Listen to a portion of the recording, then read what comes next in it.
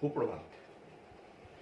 মোৰ সকলো শুভাকাংক্ষীলৈ নমস্কাৰ জনাই মই ৰঞ্জন খুৰা আপোনালোকৰ ওচৰলৈ আজি আকৌ আহিছোঁ। 1 জুন 2022 চন। নাহোঁ বুলি ভাবিছিলোঁ, আকৌ আহিছোঁ, আৰম্ভ কৰিছোঁ আজিৰ পৰা। মোৰ জীৱনৰ বিষয়ে আজি ক'বলৈ লৈছোঁ, ঘৰখন দেখুৱাব কৈছোঁ। ভিডিঅ'বিলাক ডিলিট কৰিছিলোঁ, আকৌ আপোনালোকক দি যাম বুলি ভাবিছিলোঁ। গতিকে দেৰি নকৰোঁ, মইনো কি কৰিলোঁ, কেনেকৈ ডাঙৰ হ'লোঁ তাকে আপোনালোকক কওঁ। ব'লক মোৰ ভিডিঅ'টো শেষলৈকে চাব। মই কমেণ্টৰ কাৰণে আশা কৰি দিয়া নাই, কিন্তু চালে মই ভাল পাম সেইবুলি মই এই ভিডিঅ'টো বনাইছোঁ। গতিকে ব'লক। দূৰত সেই সুদৰ্শনালয় RSS অফিচ, VIP ৰোড, বৰবাৰীত অৱস্থিত। ৰাস্তাটোৰ নাম হৈছে নতুন নামাকৰণ মহাপুৰুষ মাধৱদেৱ পথ। এইটো হৈছে আমাৰ বাইদেউবৃন্দৰ ঘৰ। বাইদেউবৃন্দ দিল্লী ঘৰত আছেগৈ, এতিয়া 2 মাহ হ'ল। ইয়াত অকল ভাগিন ল'ৰাটো আছে। আৰু এইটো হৈছে আমাৰ ঘৰটো, 2004 চনতে বনোৱা। এইটো ঘৰটো আপোনালোকক দেখুৱাইছোঁ। এই ঘৰটো, এইটো সোমাই যাওঁ ব'লক ঘৰৰ ভিতৰলৈ।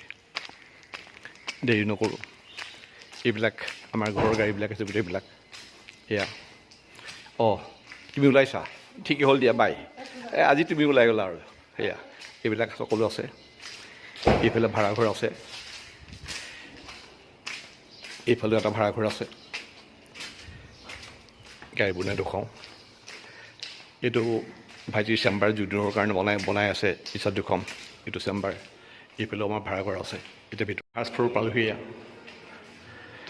এইফালে এইটো সৰু ভাইটিৰ পাৰ্ট। তাৰপিছত এইফালে এখন দুৱাৰ আমাৰ। এতিয়া ব'লক ওপৰলৈ যাওঁ। ওপৰতো এইকেইটা ৰুম পাৰ্ট দেখুৱাই আনোগৈ। ছেকেণ্ড ফ্ল'ৰ পালোহি। এইটো মোৰ পিছৰটো ভাইটিৰ। সি ASBৰ পৰা SDO হিচাপে ৰিটায়াৰ হ'ল। এইফালেতো মোৰ বনাই আছোঁ, এইটো কমপ্লিট হোৱা নাই। সৰুটো ভাইটি পাই তলত দেখুৱাইছিলোঁ। সি গুৱাহাটী হাইকোৰ্টৰ উকিল হয়, লগতে দিছপুৰ ল' কলেজত পাৰ্ট টাইম পঢ়ায়। তাৰ সৰুজনী ভাই বোৱাৰী গুৰুকুল গ্ৰামাৰৰ ইংলিছৰ শিক্ষয়িত্ৰী। আৰু ইয়াৰ মোৰ পিছৰ ভাইটিটোৰ মানুহগৰাকী ডিষ্ট্ৰিক্ট লাইব্ৰেৰীত গোলাঘাটত হ'ল ট্ৰেন্সফাৰ, এতিয়া গোলাঘাটত চাকৰি কৰি আছে। এতিয়া ব'লক আমাৰ ঘৰৰ দৰজাখনি ভিতৰলৈ সোমাই আহিলোঁ। সোমাই আহিলোঁ। Floor granite. গোটেই ঘৰটো এবাৰ দেখুৱাই লওঁ। ড্ৰয়িং ৰুমটোকে এবাৰ দেখুৱাই লওঁ। এইবোৰ ৰাজস্থানত চাকৰি কৰি থকা অনা বস্তু। এইবিলাক ৰাজস্থানত চাকৰি কৰি থকা অনা বস্তু। ইয়াত ব্ৰঞ্জৰ হাতী। ইয়াত চাওক, এইখন সৰু কালৰ আমি মা পাপা, বাইদেউ, মই, 2টা ভাইটি।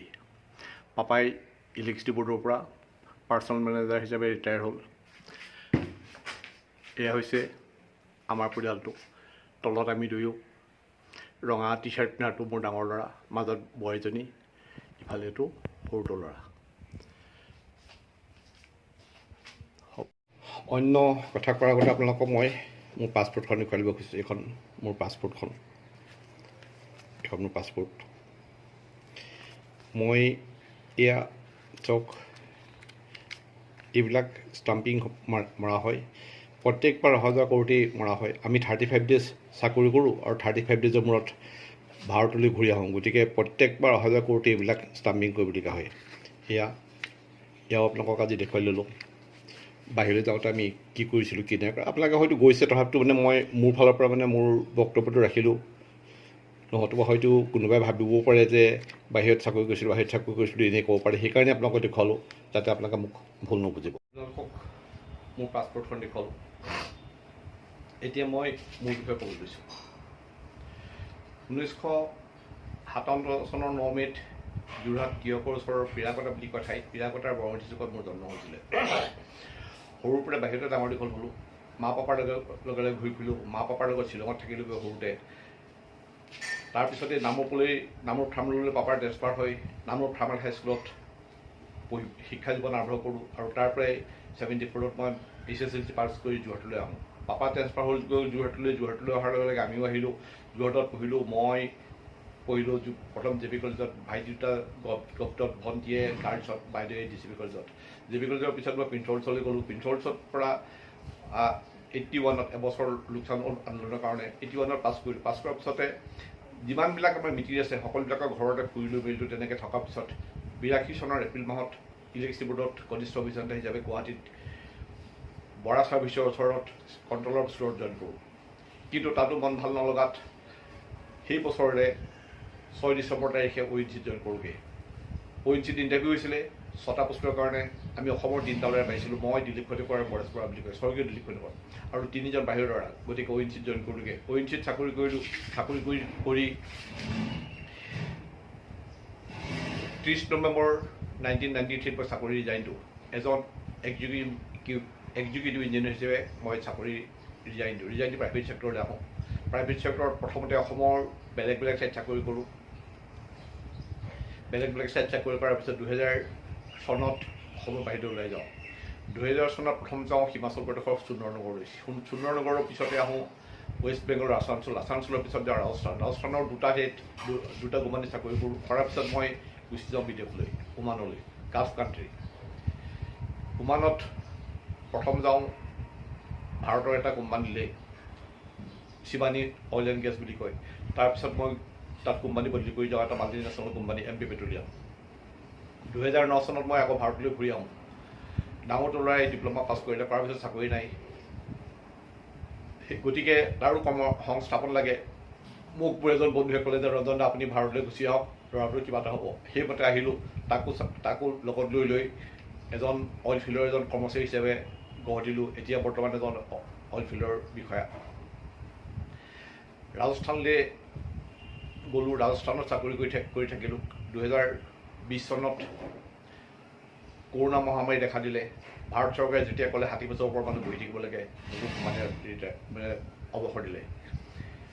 তাৰপিছতে মই আপোনালোকৰ ওচৰলৈ আহিলোঁ। গোটেই জীৱনটো মই এনেকেই অইল ফিল্ডত অসমৰ বাহিৰত তেনেকৈ ঘূৰি ফুৰিলোঁ। গতিকে অসমৰ কিছুমান কথা মই ক'বলৈ শিকিব নোৱাৰিলোঁ। হয়তো সেইবিলাক থলুৱা ভাষা, থলুৱা কিবা এটা বুলি কয়, এইটো মানে জতুৱা ঠাঁচ, সেইবিলাক নিশিকিলোঁ। যেনে ধৰক আপোনালোকে হয়তো জানিব পাৰে, মই জানো যে এটা নাৰিকল 5টা বাতি তাক ক'ব নোৱাৰিলে মাইকী। সেইবিলাক কথা মই নাজানো। কিন্তু মই এজন অইল ফিল্ডৰ এজন বিষয়া হিচাপে 3 কিলোমিটাৰ বা 4 কিলোমিটাৰ মাটিৰ তলত যদি মাটি খান্দি থাকোঁতে কিবা এটা প্ৰব্লেম হয় বা সেই সময়তে খান্দি থাকোঁতে পাইপডাল লাগি ধৰিলে কেনেকৈ উলিয়াব লাগিব, কি কৰিব লাগিব, সেই বিষয়ে মই ক'ব পাৰিম। এই ৰিগ বুলি মই এটা কৈছোঁ অইল ফিল্ডৰ বিষয়ে, যে আপোনালোকে গম পাইছিল যে বাগজানত জুই জ্বলি এটা ৰিগ জ্বলি শেষ হৈ গৈছিলে, গোটেই গাঁওখন শেষ হৈ গৈছিল। তেনেকুৱা 4টা ৰিগৰ কাম কাজবিলাক মই চাই আছিলোঁ ৰাজস্থানত। সেয়ে কৈছোঁ যে সেইবিলাক বিষয়ে মই ক'ব পাৰিম, অন্য বিষয়ে ক'ব নোৱাৰোঁ। আমাৰ ল'ৰাইও ক'ব নোৱাৰে। এয়াই ক'লোঁ মোৰ জীৱনৰ বিষয়ে। ল'ৰাটোক কৈছোঁ এজন অইল ফিল্ডৰ কৰ্মচাৰী হিচাপে গঢ় দিলোঁ। সি এতিয়া ডাঙৰটো এতিয়া বিদেশত নাইজেৰিয়াত চাকৰি কৰি আছে। তাৰো সেই 35 দিন চাকৰি, 35 দিন অফ। ময়ো তেনেকেই চাকৰি কৰিলোঁ গোটেই জীৱন। 35 দিন চাকৰি কৰি 35 দিনৰ মূৰত ঘৰলৈ আহোঁ। তেনেকেই থাকিলোঁ। সৰুটো ল'ৰাকো মেকানিকেল ইঞ্জিনিয়াৰ হিচাপে গঢ় দিলোঁ। কিন্তু তাৰ কঁকালৰ বিষ, কষ্ট কৰিব নোৱাৰে। লগতে তাৰ খোৱা বোৱাৰ প্ৰব্লেম, অলপমান কিবা এটা খালি গেছ হয়, পেটৰ বিষ হয়। গতিকে তাক মই অইল ফিল্ডত চাকৰিত ভৰাব নোৱাৰিলোঁ। কিন্তু অইল ফিল্ডত চাকৰি ভৰোৱাটো মোৰ কাৰণে একো ডাঙৰ কথা নাছিল। ৰাজস্থানখনত এখন মিনি অসম হিচাপে গঢ়ি দিছিলোঁ। 2019 চনৰ অক্টোবৰত শিৱসাগৰত মোৰ গাঁৱৰ ইণ্টাৰভিউ পাতিছিলোঁ। এটা ৰিগৰ কাৰণে গোটেই ষ্টাফটোৱে লৈ গৈছিলোঁ ইয়াৰ পৰা, অসমৰ পৰা। পূৰা অসমীয়া এটা ক্ৰু লৈ গৈছিলোঁ ইয়াৰ পৰা।